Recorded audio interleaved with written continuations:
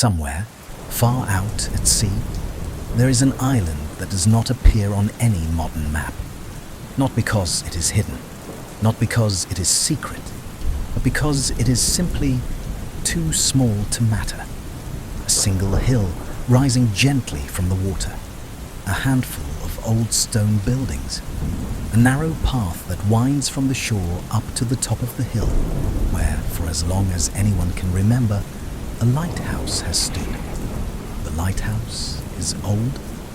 Its white paint has faded to the color of sea foam. Its windows are thick with the kind of glass that was made a long time ago, the kind that makes the world outside look slightly wavy, like a reflection in still water. Inside, the spiral staircase is worn smooth by the footsteps of everyone who has ever climbed it. Each step holds, somewhere in its stone, the weight of every person who ever stood watch at the top and looked out across the dark water. There was, once, a keeper of this lighthouse. His name was Thomas. He was not a remarkable man in any of the ways that the world usually notices. He was not famous. He was not wealthy. He was not particularly handsome or particularly clever. He was simply a man who loved the sea and who had, one quiet autumn, accepted the position of lighthouse keeper with the same calm certainty with which he did everything in his life. He moved his few belongings to the island in a small wooden boat, a crate of books, a radio that picked up 3 stations depending on the weather, a box of tea, always tea, never coffee, a photograph of his mother, taken when she was young, standing in a garden somewhere inland, squinting happily into the sun. That was everything. And the island received him the way islands receive people who belong on them, quietly, without ceremony, as if he had always been there. The cottage beside the lighthouse was small but sufficient. One main room with a fireplace, a kitchen no bigger than a closet, a bedroom with a window that faced west, so that every evening, if the clouds permitted, the last light of the sun came in at a low angle and painted the walls gold. Thomas spent his first evening sitting in the doorway of the cottage, watching the sun go down over the water. The sea was calm. The wind was light and warm, carrying the faint smell of salt and something else, something that he could not name, that felt inexplicably like coming home. He made tea. He sat with it until it was cold. He watched the stars come out, one by one, above the darkening water. And for the first time in a very long time, he felt no need to be anywhere else. Life on the island had a rhythm that Thomas learned slowly, the way you learn any good thing, not by studying it, but by living inside it long enough for it to become part of you. Mornings began before sunrise. He would wake in the grey-blue darkness of the early hours, when the sky was the colour of an old photograph, and the sea was perfectly flat, like a mirror laid on the earth. He would make his tea and carry it up the lighthouse stairs, slowly, one step at a time, and watch the horizon for the first pale line of dawn. There is something about a sunrise seen from a lighthouse that cannot be described to someone who has not experienced it. It is not simply the colours, though the colours were extraordinary. Deep purples giving way to pinks, then oranges, then the clean bright white of full morning. It was the sense of being at the exact point where darkness ends and light begins, of standing at the border between night and day and watching the world decide one more time to continue. Thomas watched this happen every morning, and every morning, without exception, he felt grateful. The days had their tasks. The light required maintenance, its mechanism cleaned, its lens polished until it threw a beam you could see from 30 miles out on a clear night. The cottage required firewood, carried from the small stand of wind-bent trees at the island's sheltered eastern side. The path from the shore to the lighthouse required attention after storms, when the sea threw stones across it with careless generosity. But the tasks were never urgent. They were simply present, waiting to be done, unhurried in the natural order of the day. In the afternoons, when the light was bright and the work was done, Thomas would walk the perimeter of the island.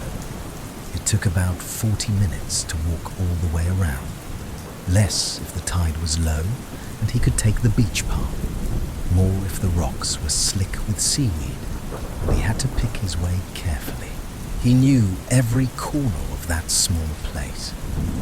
The hollow in the hillside where the wind never reached, where he would sometimes sit and read for an hour.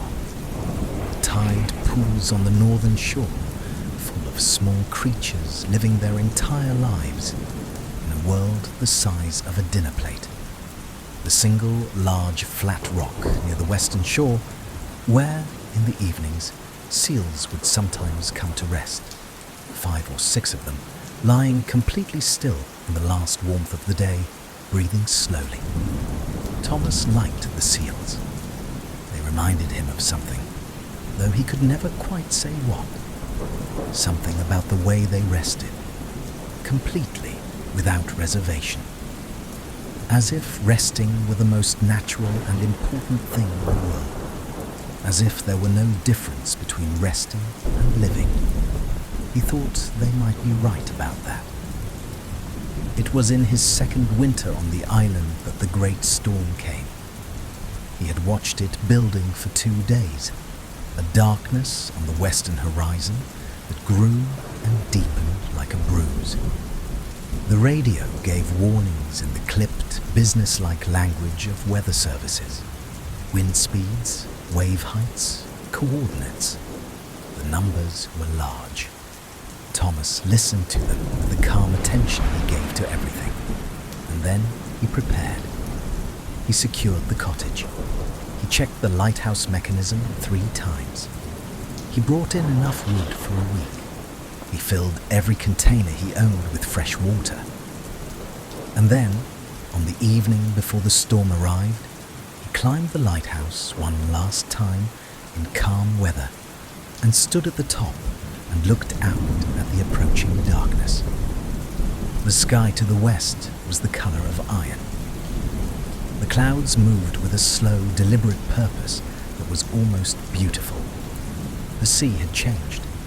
It was no longer flat and blue, but had taken on a dark green heaviness, its surface crossed by long swells that rolled in from far away, from the deep open ocean where the storm had been born. Thomas watched it for a long time, and then he went inside, made tea, and went to bed. He slept, as he always did, deeply and well. The storm arrived in the early hours of the morning. He woke to the sound of it, a sound so vast and so complete that it seemed less like a noise and more like a new kind of silence. The wind, the rain, the thunder rolling in from the sea like the footsteps of something enormous and patient. He lay in his bed and listened. The cottage walls were thick. The fire had burned down to coals that still gave warmth. The rain hit the window in long, sweeping waves, not drops, but sheets, continuous and steady and almost musical. There is a particular kind of safety that can only be felt during a storm. It is the safety of being inside when outside is wild, of being warm when the cold is enormous, of being still when everything else is moving. It is a safety that has nothing to do with certainty, because the storm was real, and the island was small, and the sea was powerful. It was a safety that came from something older than certainty, from the simple fact of shelter, of walls, of a roof, of a fire that had not yet gone out. Thomas felt that safety completely. He listened to the rain on the window. He listened to the distant thunder moving slowly across the sky from west to east. He listened to the wind, which found the edges of the cottage and sang through them in long, low notes. And he fell back asleep. The morning after the storm was the most beautiful morning Thomas had ever seen. The sky was completely clear, washed clean by the night's rain to a blue so deep and pure it seemed almost unreal, like the blue in old paintings of heaven. The sea was still agitated, its surface textured and restless. The worst of the waves had passed, and the water had returned to its normal green-grey colour, streaked with white foam. Thomas walked the island in the early light, checking for damage. The path had stones scattered across it. One of the smaller trees at the eastern end had lost a branch. A section of the low wall near the shore had been pushed in by a wave. Small things, manageable things. The island had been here through 1,000 storms, and would be here through 1,000 more. But there was one thing the storm had left that was not damage. On the western shore, lodged between two large rocks at the high tide line, there was a wooden box. It was old, very old. Its wood was dark with age and salt, but it was still solid. Its lid was sealed with a simple iron latch, green with verdigris. Thomas carried it back to the cottage and set it on the table and made tea before he opened it. Inside, wrapped in oilcloth that had kept them perfectly dry, were letters. He did not read them all at once. That was not his way. He read them one by one, over the following days and weeks, in the evenings by the fire. They were letters written by a lighthouse keeper, not on this island, but on another one, somewhere else in the sea. A keeper who had lived on his island 100 years before Thomas was born.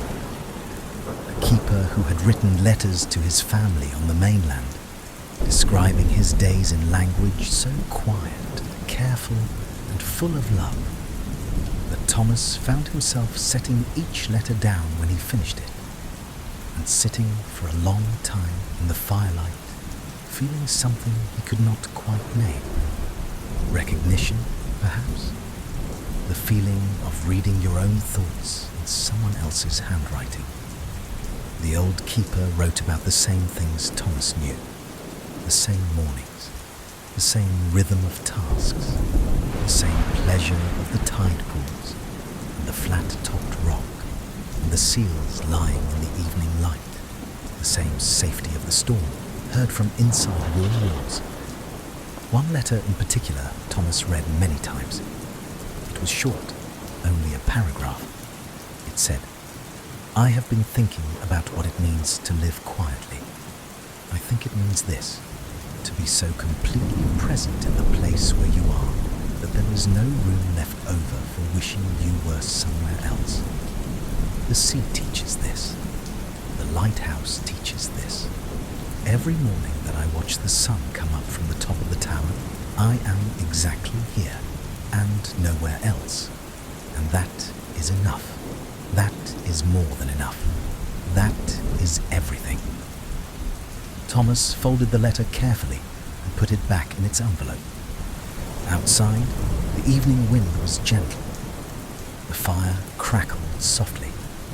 The last light was fading from the western window, and the sky was turning the deep, velvety blue of late evening. He made his tea. He sat with it until it was cool. And through the open window, from very far away, he heard the first rumble of a new storm coming in from the west.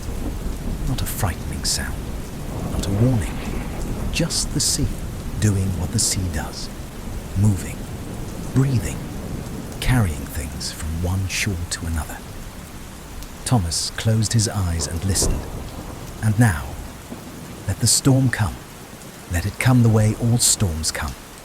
Slowly at first, Then all at once, the rain beginning as a whisper on the roof, and building and building, until it is the only sound in the world.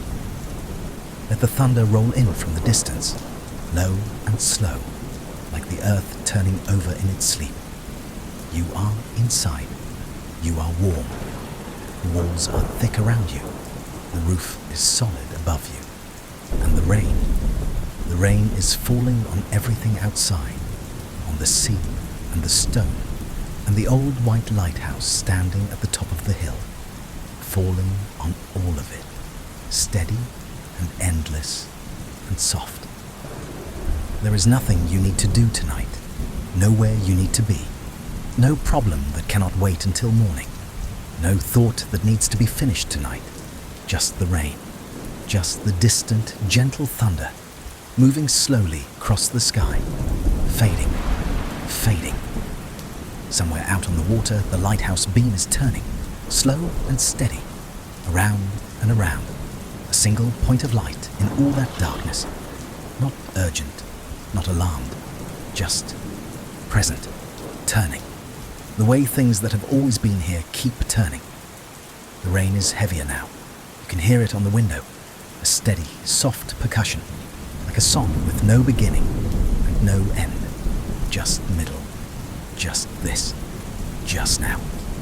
Your body is heavy, your shoulders letting go, your hands loose and open, your breath slow, in and out, like the tide, like the sea.